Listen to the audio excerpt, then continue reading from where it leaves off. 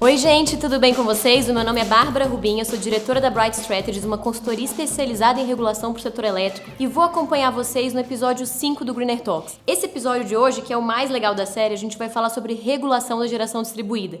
E ele só é possível porque a gente tem um grupo de patrocinadores a quem eu queria agradecer agora. Bem, gente, o que a gente vai abordar aqui hoje? A gente vai falar de 4 temas. Primeiro, a gente vai fazer um histórico de todas as resoluções normativas que moldaram esse setor que a gente tanto gosta, que é o setor de geração distribuída, o sistema de compensação de energia elétrica. Depois, a gente vai falar um pouco sobre um tema que sempre gera dúvida, o CONFAS e a incidência de ICMS na energia produzida pelo cidadão que decide ser um micro ou mini gerador. O terceiro tema que a gente vai falar é um tema que também está super atual, mas que pouca gente ainda conhece, tarifa branca. E aí, por fim, como a gente está num setor e num país em que tudo muda, a gente vai falar um pouco sobre o futuro que está aí à frente, que está esperando um pouco a gente, o processo de revisão pela qual a Resolução Normativa 482 está passando nesse exato momento em que a gente está assistindo o vídeo. Então vamos começar. Bem, quando a gente fala da regulação para o setor elétrico e sobretudo para a geração distribuída, a gente tem um marco regulatório super importante que a gente precisa conhecer, que é a Resolução 482.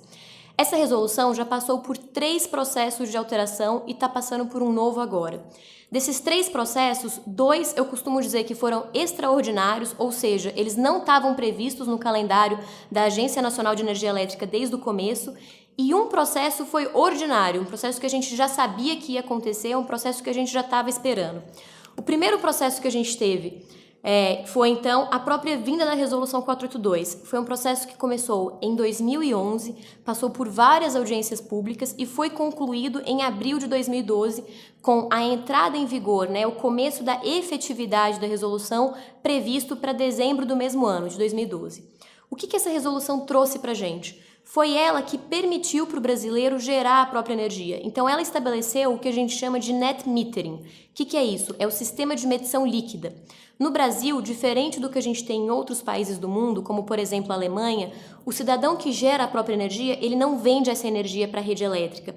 Ele instala o seu sistema de micro e mini geração de qualquer fonte renovável.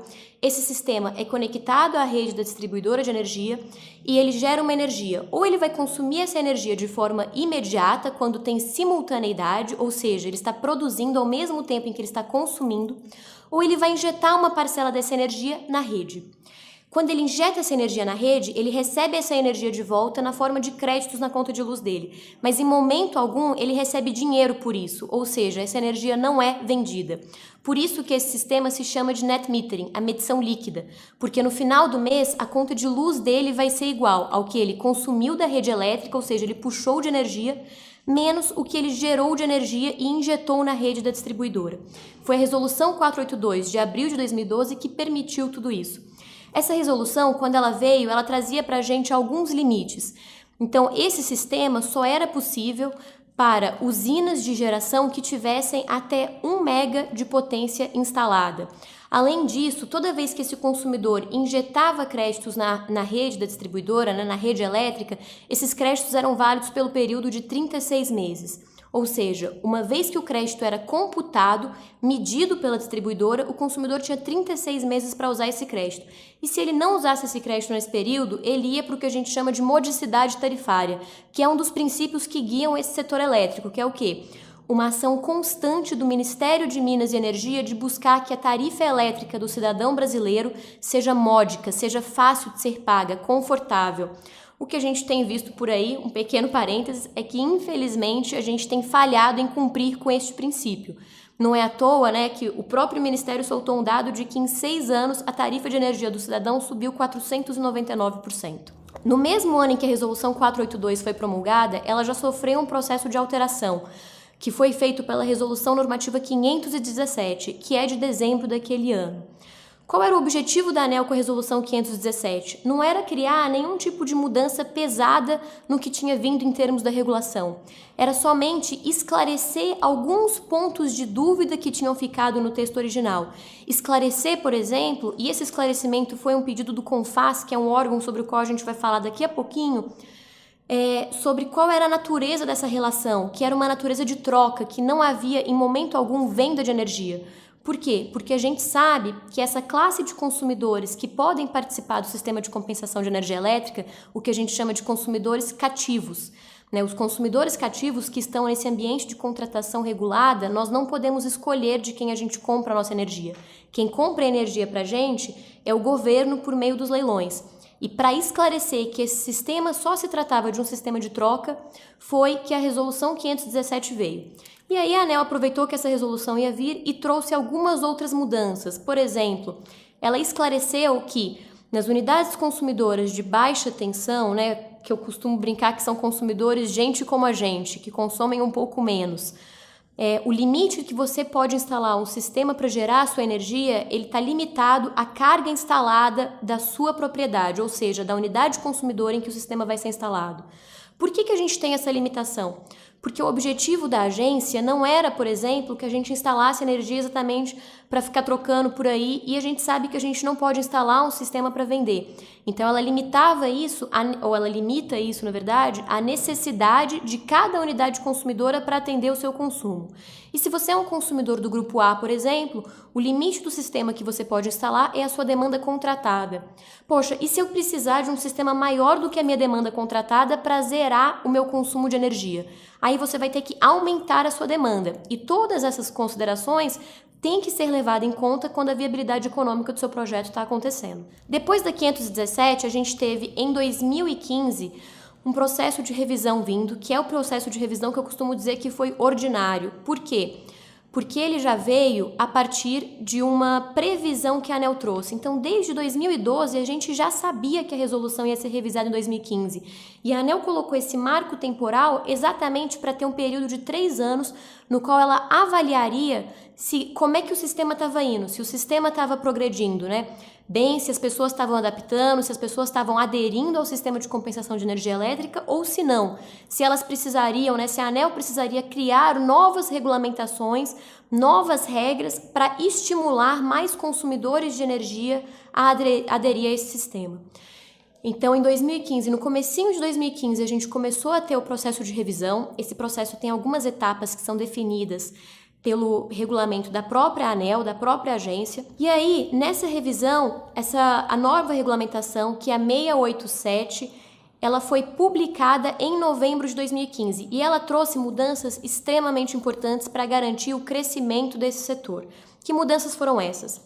Primeiramente, a gente ampliou os limites das usinas. Então, se lá em 2012, quando veio a Resolução 482, a gente só podia ter usinas de até 1 mega de potência instalada, a partir de 1º de março de 2016, que foi quando a Resolução 687 entrou em vigor, a gente passou a ter poder ter usinas de até 5 megas de potência instalada conectadas à rede elétrica. Ou seja, a gente permitiu que consumidores que tivessem um consumo maior também pudessem fazer parte desse sistema. E a gente sabe também que quanto maior a usina, até um determinado limite, mais barato também tende a ficar a instalação, porque a gente otimiza alguns custos. Então isso também foi benéfico para o consumidor. Além disso, a gente estendeu o período de duração desses créditos. Então, se antes o consumidor de energia tinha 36 meses para usar o crédito que era gerado, agora ele passa a ter 60 meses, ou seja, 5 anos, dando mais possibilidade também para esse consumidor planejar melhor o seu consumo e se valer dessa energia que ele gerou e injetou na rede.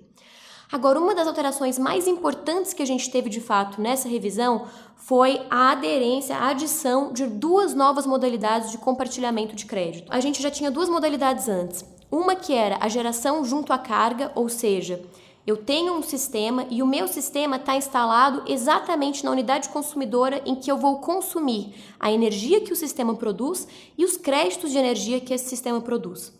A segunda modalidade, que também a gente já tinha desde 2012, é o que a gente chama de autoconsumo remoto, que é o quê?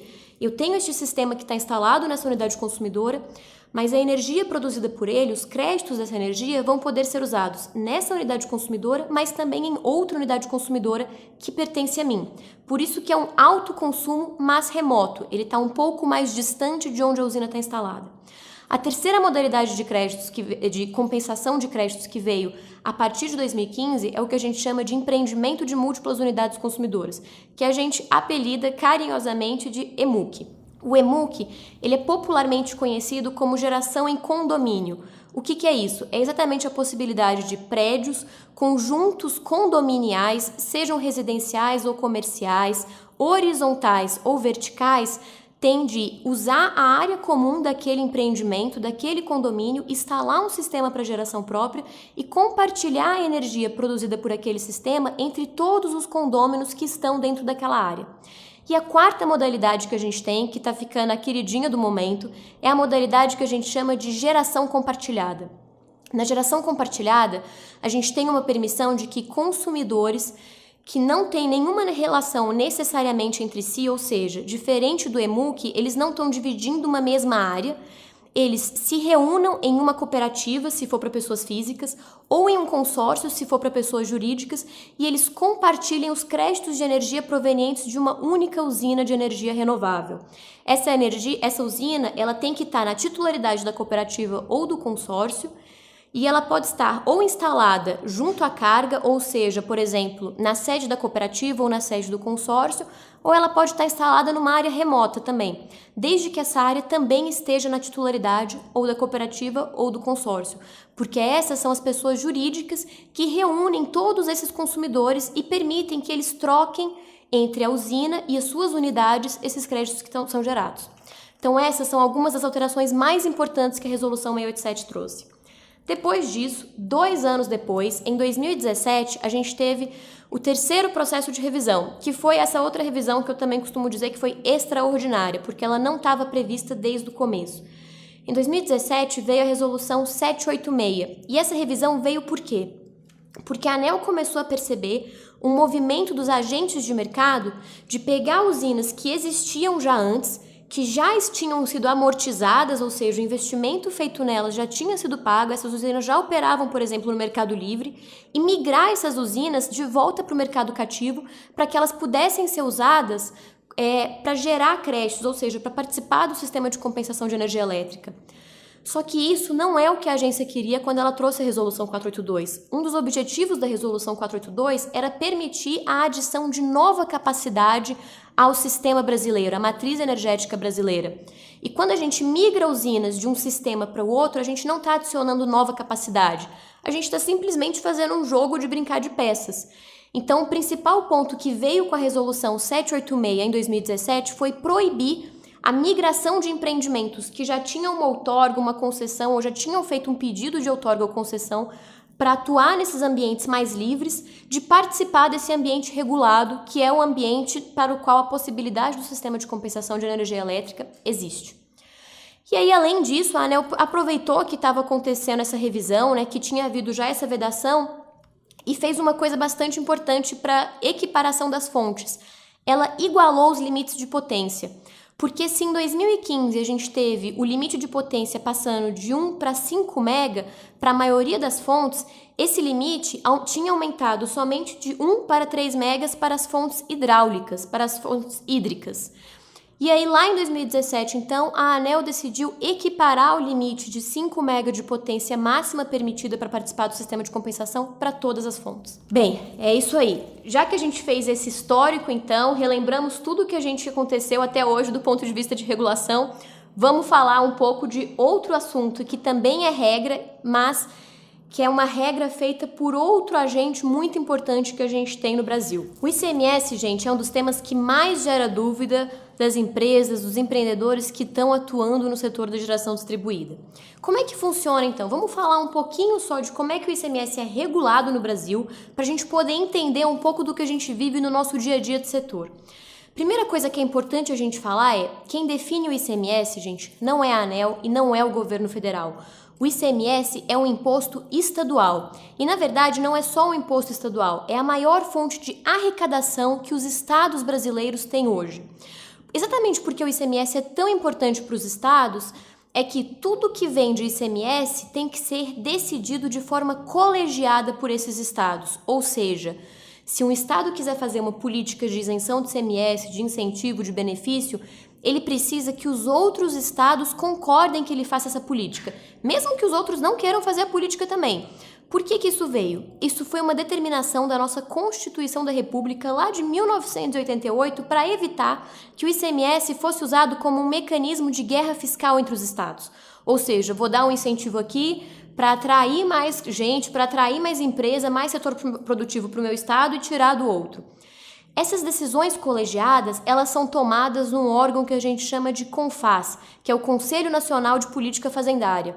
O CONFAZ, ele é presidido pelo antigo ministro da Fazenda, agora ministro da Economia, e as cadeiras dele são ocupadas pelos secretários da Fazenda de todos os estados brasileiros e do Distrito Federal. E aí, juntos, eles tomam essa decisão. Quando a Resolução 482 da ANEEL veio lá em 2012, o CONFAZ se reuniu e decidiu o quê? Que nas operações de troca de energia, ou seja, quando o brasileiro gerava a própria energia dele e injetava na rede elétrica, essa operação era cabível de pagamento de ICMS, ou seja, houve um entendimento dos estados de que havia ali um fato gerador para a cobrança do ICMS. E aí, então, de 2012 até 2015, o ICMS era cobrado na conta de luz do brasileiro. Né? O que significa isso em termos práticos, gente? Que 1 kWh que você gera com o sistema ou que o seu cliente gera com o sistema de micro mini geração, quando existe a cobrança do ICMS, ele vale menos em reais do que 1 kWh que você consome da rede. E a diferença entre esses 2 kW, entre o valor desses 2 kW, vai gerar um residual para você pagar na conta. Este residual é exatamente o valor do tributo que está incidindo ali. E aí, por que eu falei que isso foi cobrado até 2015? Porque em abril de 2015, o CONFAZ novamente se reuniu e editou o Convênio 16, Convênio 16 de 2015. Nesse convênio, os estados permitiram que aqueles interessados concedessem a isenção do ICMS nessas operações de micro-mini geração de energia.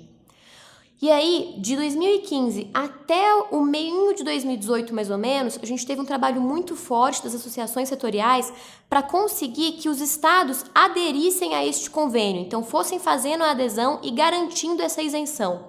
O mapa que vocês estão vendo aqui do lado mostram os convênios específicos pelos quais houve a adesão de cada estado. Hoje, no Brasil, todos os estados já aderiram ao Convênio 16 de 2015 do ICMS, mas nem todos regulamentaram. O que isso significa?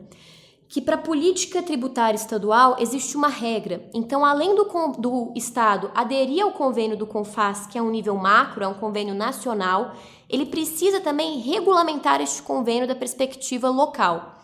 Esta regulamentação ainda não veio para o estado de Santa Catarina. Então, lá, o consumidor ele ainda não consegue perceber a existência deste benefício. Dito isso, vamos passar então para o nosso terceiro tema de hoje, que é falar da tarifa branca, que é o que eu comentei com vocês, que é outro tema super atual. A tarifa branca é uma modalidade tarifária que foi criada pela ANEEL em 2017 e começou a vigorar em janeiro de 2018.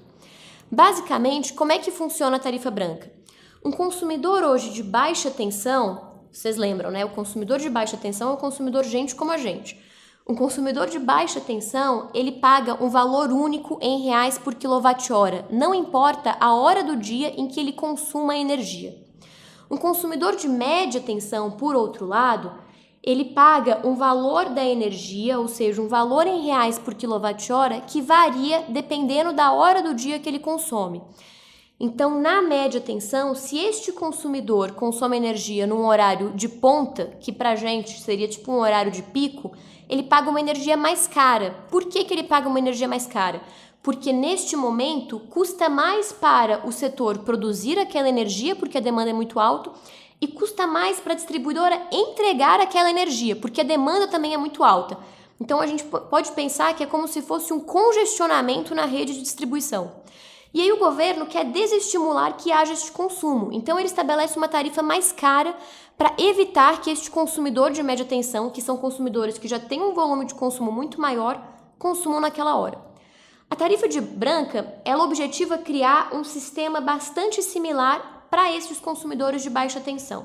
Então como é que funciona? Da seguinte forma, essa linha azul que vocês estão vendo aqui no slide, ela mostra mais ou menos qual seria o patamar da sua tarifa hoje.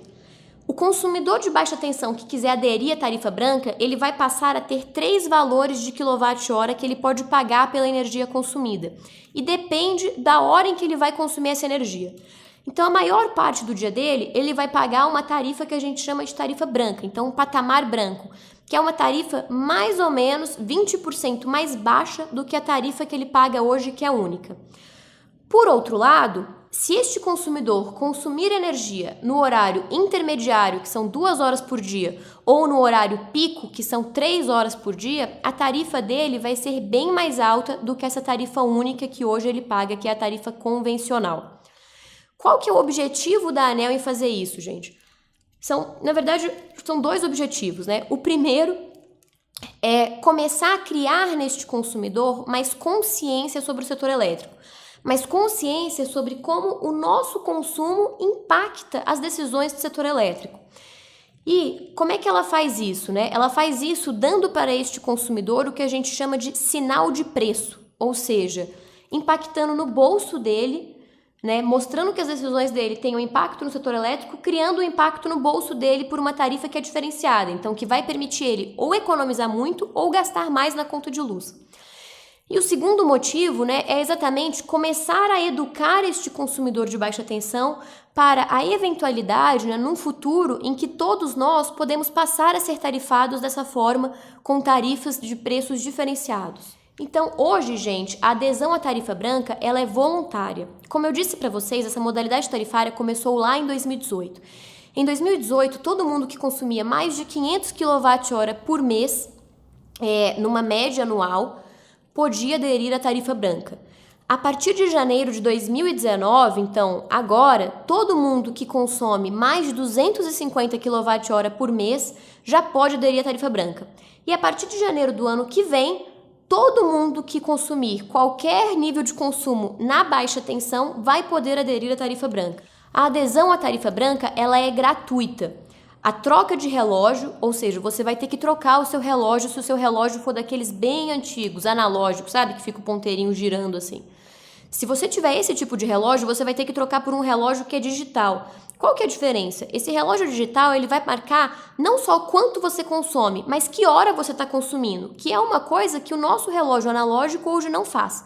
A troca desse relógio para a tarifa branca, quem arca com ela é a distribuidora de energia, é a concessionária. Então, é a distribuidora que te atende. A concessionária tem um prazo de 30 dias para instalar esse novo medidor. E aí tem um ponto que é super importante a gente lembrar, do ponto de vista do consumidor. Se o consumidor adere à tarifa branca, ele pode escolher voltar para o sistema de tarifação antigo.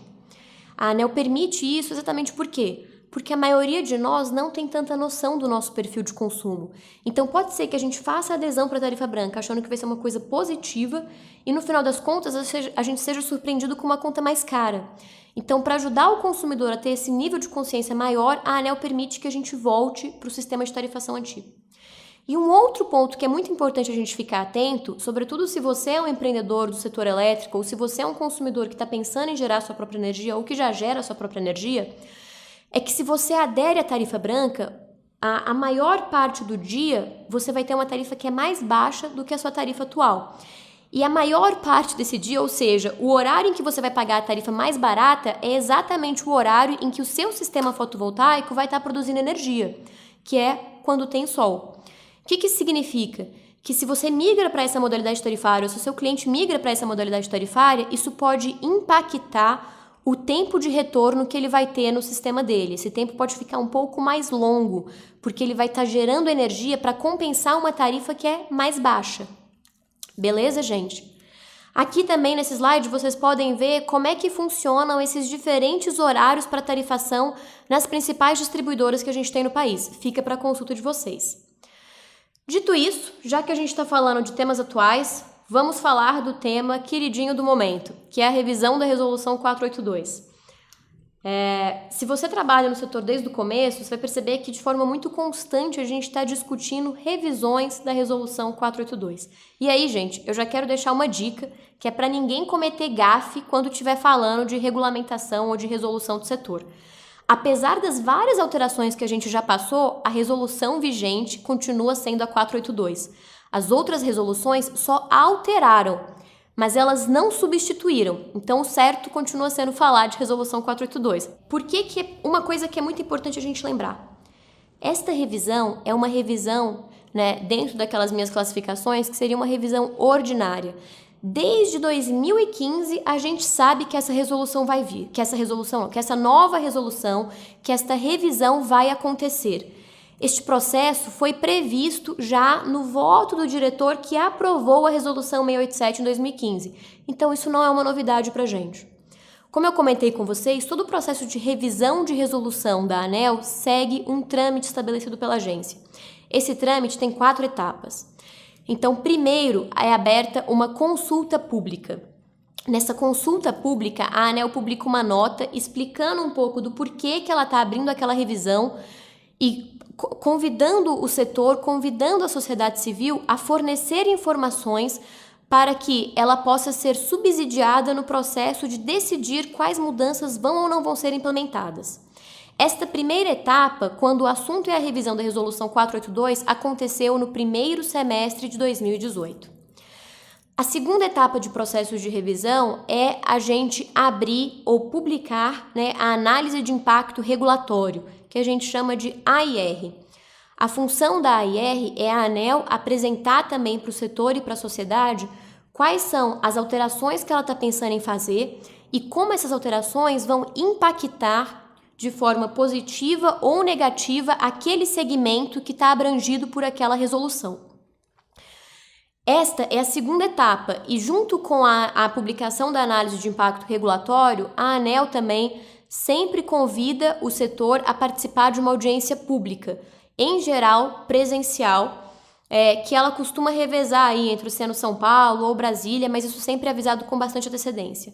A audiência pública é a oportunidade que os participantes e os interessados nesse processo têm de ir até a frente da diretoria da ANEEL e levar as suas contribuições cara a cara. Gente, é muito importante todo mundo se mobilizar para participar desse processo.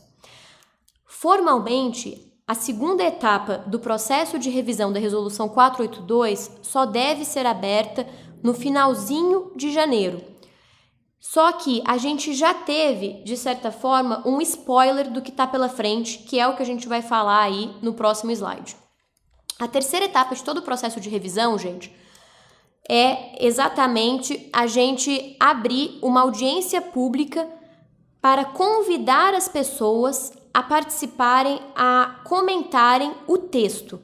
Então, se na primeira audiência pública as pessoas comentam a análise de impacto regulatório, nessa segunda audiência pública a gente comenta texto, ou seja, é minuta, é rascunho da nova resolução para comentar vírgula, para comentar troca de palavra, evitar que tenha equívocos, coisas dessa forma.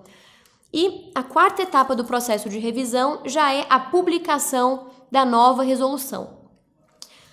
Esse calendário que vocês estão vendo, gente, é o calendário que foi publicado pela ANEEL quando ela divulgou a consulta pública, quando ela abriu a consulta pública no primeiro semestre de 2018.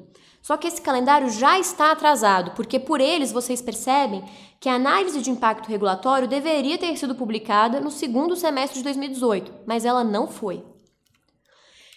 E aí, então, só para vocês entenderem, né, o que a ANEEL tem usado também como justificativa para trazer essas alterações que a gente vai ver nos próximos slides. O fato de que, lá em 2015, quando a gente estava tendo o processo de revisão da 687, a ANEEL fez uma projeção do quanto a geração distribuída pelo sistema de compensação ia crescer no país. E o que a ANEEL percebeu quando ela estava elaborando a nota técnica da consulta pública no primeiro semestre de 2018 é que, em termos de potência instalada, a gente já tem muito mais potência instalada, então 68% a mais do que tinha sido projetado. Mas aí, gente, é importante a gente ficar atento a uma questão super importante, que é o quê? Apesar de em potência instalada a gente ter mais sistemas instalados, em número de unidades consumidoras que participam de fato desse sistema, que tem um sistema próprio, a gente ainda está abaixo do que foi estimado pela ANEEL. E aí, a gente tem que lembrar também que um dos grandes objetivos da ANEEL com a Resolução 482 é permitir a democratização do acesso das energias renováveis aos brasileiros. Então, se a gente tem essa democratização em mente, a gente não pode só considerar potência, a gente também tem que considerar o número de unidades consumidoras que estão sendo atendidas por esse sistema. Então, vamos lá, né? O que em fato está sendo discutido? Lá em 2015, novembro de 2015, quando a gente teve a determinação de que até dezembro de 2019 seria publicada uma resolução nova, também foi dito o seguinte: o processo de revisão que levaria a esta nova resolução teria, sobretudo, um enfoque econômico. Era exatamente para garantir que para garantir que ao longo destes anos fosse mantido o equilíbrio econômico-financeiro entre todas as partes envolvidas. Poxa, Bárbara, mas por que esse equilíbrio econômico não está sendo mantido, né? Ou por que a ANEEL acha, porque a gente ainda não tem evidências de que não está, que esse equilíbrio não está sendo mantido? Pelo seguinte fato: quando a gente está um consumidor de baixa tensão, esse consumidor enxerga uma tarifa única, ou seja, a gente enxerga um valor único em reais por quilowatt-hora. Só que esse valor único, ele engloba algumas componentes. As componentes macro são a TE, a tarifa de energia, e a TUSD, a tarifa de uso do sistema de distribuição. Se a gente quebrar essas duas componentes macro, a gente vai perceber que dentro delas a gente tem 6 outras componentes. Então, na TUSD a gente tem o transporte fio A, que é transporte fio A, é o transporte equivalente à transmissão, ou seja, remunera as transmissoras. O transporte fio B, que é o transporte da distribuição, remunera as distribuidoras. Os encargos do sistema, nas parcelas de encargos, gente, tanto da TUSD quanto da TE, é que vão sendo colocados os subsídios setoriais e outras cobranças que são feitas no setor elétrico. E as perdas técnicas e não técnicas. E aí na TE a gente tem a energia, que é a parcela referente à compra de energia que atende a gente mesmo, e também encargos que compõem esses subsídios e outras cobranças que vão para dentro. Como na baixa tensão esse consumidor enxerga um valor único em reais por quilowatt-hora, quando a gente gera a nossa própria energia, a gente compensa a integralidade desses elementos. Ou seja, a gente compensa energia, a gente compensa encargos, perdas, e a gente compensa também transporte desse material. O que as distribuidoras alegam, e é importante a gente frisar essa palavra, alegam por aí? Que neste processo elas estão sofrendo prejuízos porque elas deixaram de ser remuneradas pela rede, ou seja, o investimento que elas fizeram na rede que transporta a energia de um lugar para o outro deixa de ser remunerado pelo consumidor que gera a sua própria energia. Só que aí a gente precisa lembrar de alguns elementos antes da gente acolher esse tipo de afirmação como uma verdade absoluta. Por exemplo, todo consumidor continua pagando o custo de disponibilidade. O que é o custo de disponibilidade? Popularmente, a gente chama ele de taxa mínima. A taxa mínima é o valor que você sempre paga na sua conta de luz e que impede com que, não importa o que você faça, ela nunca chegue a zero. Essa taxa a gente paga exatamente pela disponibilidade do serviço de distribuição da concessionária de energia, da distribuidora. Ou seja, se você gerar ou não a sua própria energia, você sempre vai pagar isso.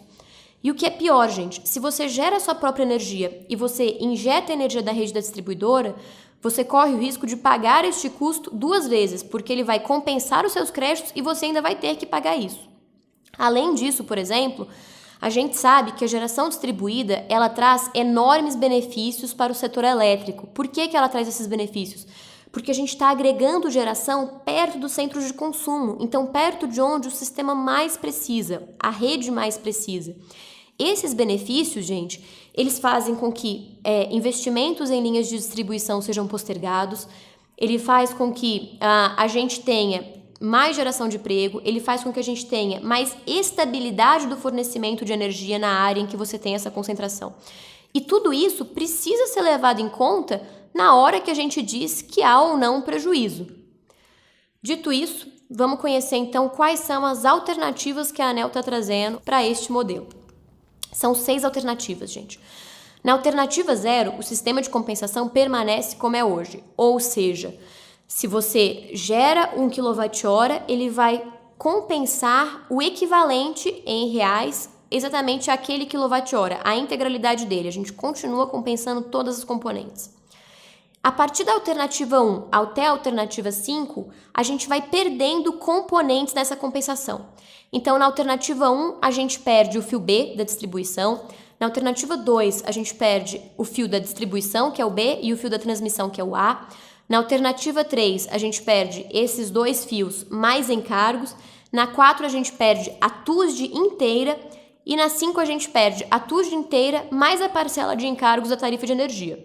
Ou seja, a gente percebe que as alternativas trazidas pela ANEEL variam em grau de severidade para a geração distribuída. Apesar da gente ainda não ter oficialmente aberto a segunda etapa deste processo de revisão, a gente já tem uma prévia do que vai ser essa análise de impacto regulatório. Por que eu estou chamando isso de prévia, gente?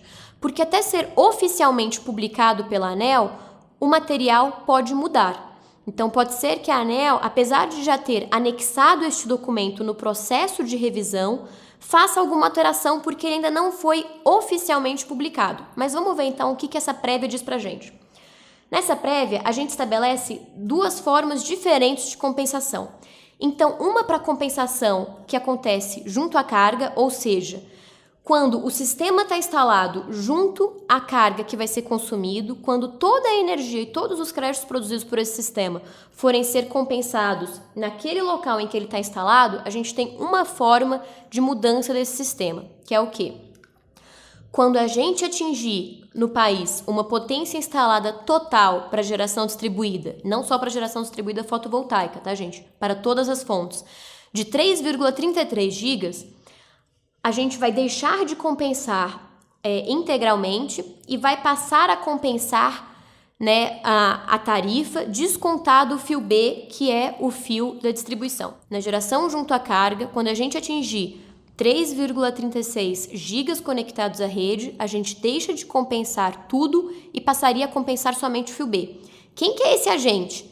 São os consumidores que entrarem depois da mudança, depois desse gatilho de potência. Quem já estava conectado mantém a forma de compensação como é. E aí, a segunda forma foi para as compensações remotas, ou seja, quando parte da energia produzida pelo sistema é usada em outras unidades consumidoras. E aí, gente, para compensação remota, a gente passa a ter dois gatilhos de mudança previstos. O primeiro, quando a gente atingir 1,25 GB de potência conectada.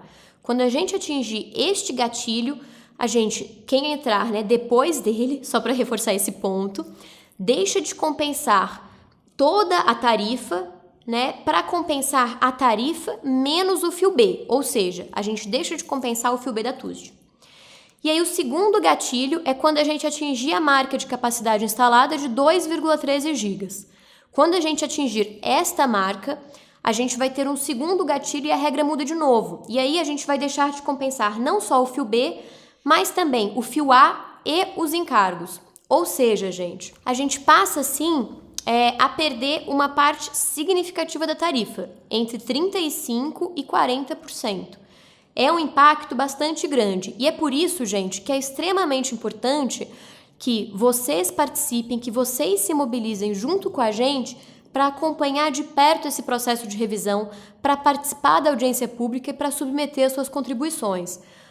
A gente precisa, garantir que haja um processo de diálogo transparente, um processo de diálogo inclusivo com toda a sociedade, mas a gente precisa, acima disso, garantir que todos os benefícios da geração distribuídas estão sendo efetivamente levados em conta na hora de decidir se o sistema de compensação vai mudar ou não, quando ele vai mudar e para qual alternativa ele vai mudar. Gente, eu queria agora agradecer vocês por terem ficado com a gente até o final desse vídeo. Este é o 5º capítulo do Greener Talks e já fica o convite para vocês baixarem o material complementar para vocês poderem estudar um pouquinho mais do que a gente falou. Se tiver dúvida, deixa aqui nos comentários que a gente vai responder. E fica também o convite para vocês assistirem o próximo capítulo, que a gente vai falar de tributação na conta de luz. Obrigada, gente!